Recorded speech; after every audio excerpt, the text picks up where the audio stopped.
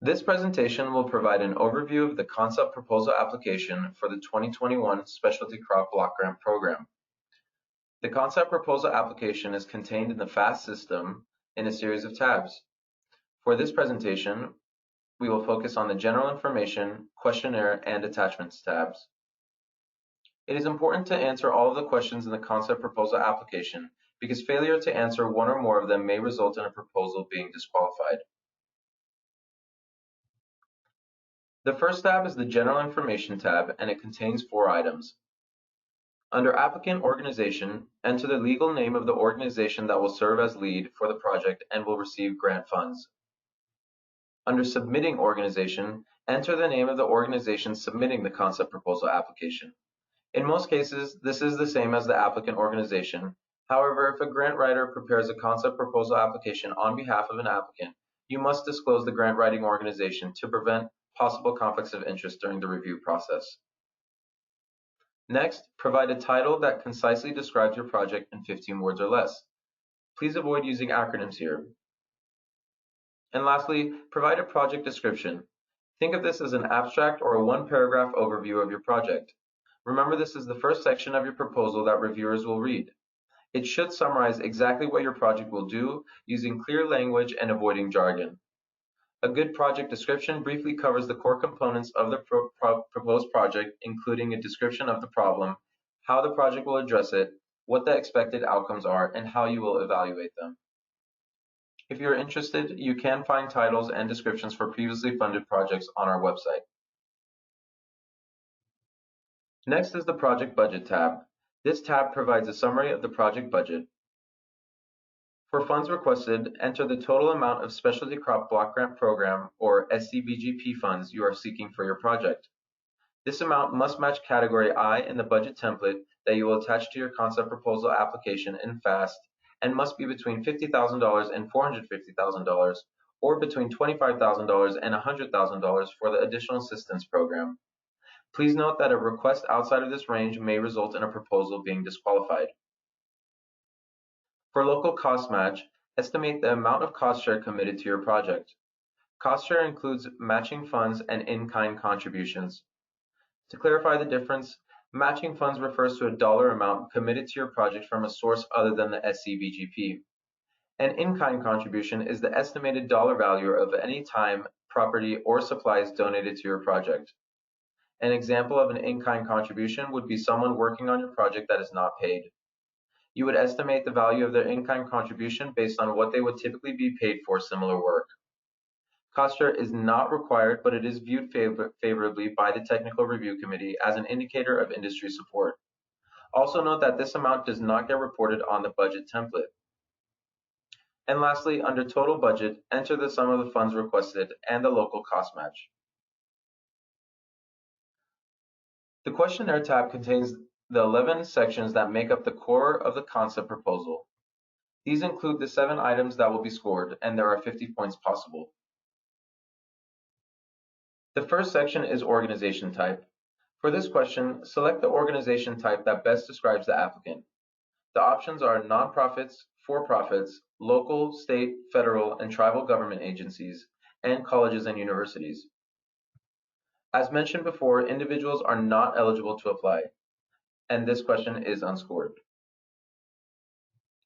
Section 2 is where you'll select the funding area and funding category. Please read the full description of the funding areas and categories in the Request for Concept Proposals, or RFCP.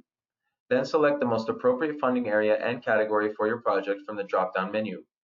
We understand that projects might seem to address elements from multiple funding categories. However, you must select the one funding category that most closely aligns with the primary focus of your project. The funding category is a key part of your application since the proposed project will be evaluated on how it addresses a need for the specialty crop industry within the selected category. Further, the funding category determines which committee will review your concept proposal application, ensuring that your application is evaluated by reviewers with a relevant area of expertise. It's important to note that funding categories cannot be changed at any time after the concept proposal application is submitted, which means misidentified proposal applications cannot be reassigned. Therefore, it's vital to select carefully so that your proposal can be evaluated adequately. and this question is unscored. Section 3 addresses program priorities. In the RFCP, each funding category has a list of associated program priorities. These priorities serve as a guide to the general issues impacting the specialty crop industry within each funding category. Program priorities should correlate with the specific existing issue, problem, or need of the specialty crop industry that your project will address. All projects must address at least one priority, and please note that proposals that select multiple program priorities do not receive extra consideration. At least one of the priorities listed must be associated with the funding category you identified for Section 2. And we also ask that you copy and paste the program priorities exactly as written in the RFCP. Please do not alter them in any way. And provide a brief explanation of how the project will address each priority selected. And this question is worth 5 points. Section 4 looks at the project purpose. This will be where you describe how your project answers the question, is the project a priority for the specialty crop industry? There will be 2 text boxes provided for this question. In the first text box, thoroughly explain the issue, problem, or need of the specialty crop industry that your project will address. Be sure to discuss this in relation to the funding category and program priorities you have identified. Remember to describe how your project targets an external problem facing the specialty crop industry, rather than an internal problem facing your organization. Describe the issue in detail and use data to support your arguments. Also, be sure to establish why your organization is well equipped to address this issue. In the second text box, explain why the issue you identified is important and timely for the specialty crop industry. This is also the place to list the specific specialty crops that will be affected, if possible. Keep in mind the ultimate purpose of all projects must be to enhance the competitiveness of California specialty crops. And this question is worth 10 points. The next section, 5, asks whether the proposal you are submitting builds upon a previous project that was funded by the SCBGP. If your proposed project builds upon a previously funded project, select Yes from the drop-down menu provided. In the first text box, provide the grant number for the previous project, and in the second text box, explain how the proposed project differs from and builds upon the previous work. The key thing to note here is that the SCBGP cannot fund projects that duplicate work done in prior projects, so it is important to thoroughly describe how the proposed project is different from any previous projects. Also note that if your organization has received funding in the past for an unrelated project, it is not necessary to disclose that here. If your proposal does not build upon a prior year SCBGP project, select No from the drop-down menu. The question is unscored. Section 6 is about project sustainability. USDA and CDFA want awarded projects to have a long-term impact without relying indefinitely on grant funding. Therefore, for this question, in the text box provided, explain how your project will become self-sustaining beyond the grant duration. For example, if your project will create a new program, outline a plan for how the program will continue to exist after the end of the grant period. Or, for projects that will not continue beyond the grant duration, describe how the results of your project will continue to benefit California's specialty crop industry after the project is complete. For example, a research project may post findings on a website that will continue to be accessible after the grant duration. This question is worth 5 points. Section 7 asks about identifying and describing the project beneficiaries. In the first text box, estimate the approximate number of project beneficiaries. This number should be realistic, trackable, and reportable. In the second text box, describe how the number of beneficiaries was determined, who the beneficiaries are, and how they will benefit from the results of the project. Note that beneficiaries identified should be direct or primary beneficiaries of the project results. This typically does not include secondary beneficiaries, such as, for example, employees of the applicant organization or all the farmers in California. Also keep in mind that projects directly benefiting a single individual or organization are not allowable. It is expected that projects will benefit some segment of the specialty crop industry. And lastly, if possible, identify the specific specialty crops that will be affected. This question is worth 5 points.